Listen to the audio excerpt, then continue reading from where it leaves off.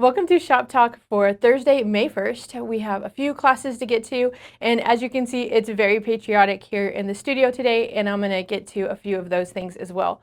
On Monday, May 5th, we have Sew Social, and that's our time to come and join us for free sew and just get some of your projects done and sew with others. And then on Tuesday, the 6th, we are going to do this patriotic table runner, and it comes from Trendy Tables 3 from the book. It looks really pretty in the patriotic prints, but it would also look really pretty in any of the other prints as well. Just something fun to either be a piece that you could hang on your door or one that would lay on your table as well. So that's on Tuesday. Then on Thursday and Friday, we have a couple of guide classes for sewing. So if you haven't had the opportunity to get your guide classes in for your sewing machines, then take a look at our calendar and make sure you get on the right day for that one. And then in the studio today, I have a couple of the pillows that I've been working on. This one, I actually have the video on YouTube already. It's the bow pillow, and I did it at Christmas with some of our toweling, and I've just redone it with patriotic prints that we have here in the shop right now.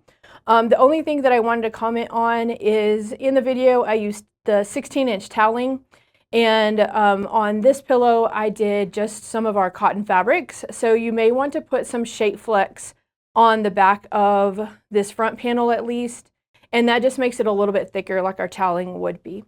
So that one's already on YouTube, and then I just shot the video for our pinwheel pillow, and it'll be available in May as well, so be checking our YouTube channel to see the video on how to put that together.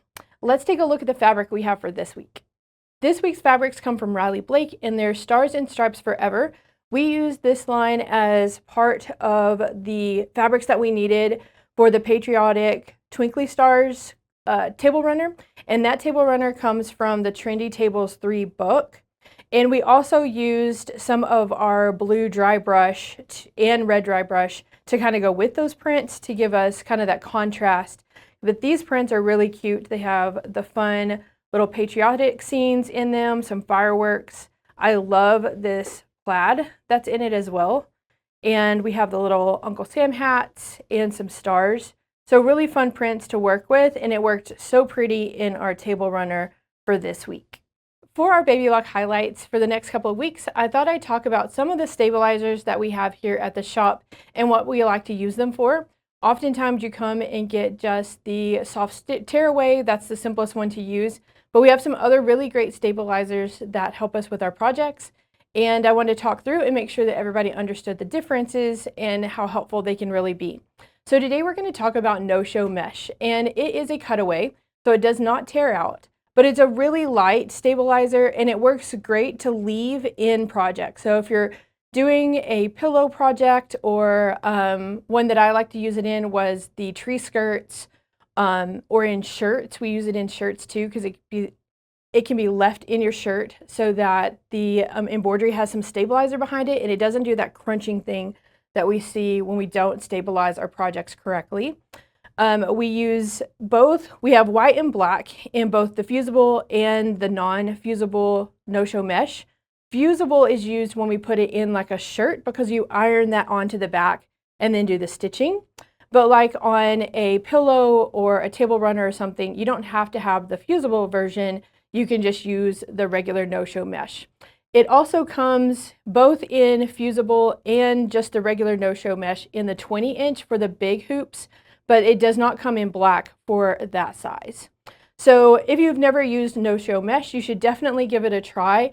It's that softer feel, and you don't have to worry about peeling out all of the tearaway in your project. You can just leave it and let it be part of your project to have in the forever.